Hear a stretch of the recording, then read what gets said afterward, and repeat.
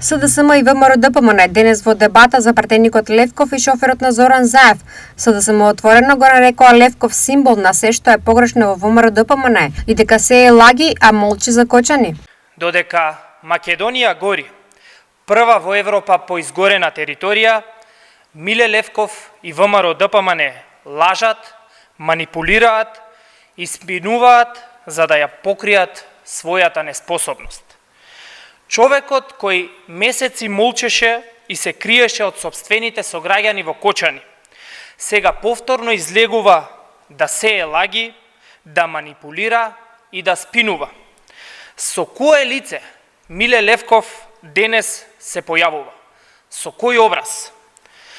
После трагедијата во дискотеката Пулс го снема. Зошто? Од друга страна, ВМРО-ДПМН повторно за шоферот на Заев, а Левков бара СДС да се извини и огради од него. Самиот Зоран Заев призна дека подпалувачот на пожари бил шофер кај него во општината. СДС да се извини и огради од Заев. Зоран Заев во изјава за еден пишан медиум кажа: Александар Николов во тоа време, колку што е сеќавам, работеше на портирницата во општината и беше возач на општинското возило.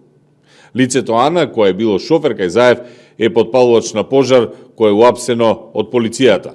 Кој може да верува дека шоферот на Заев подпалувал пожар на своја рака без нечија насока?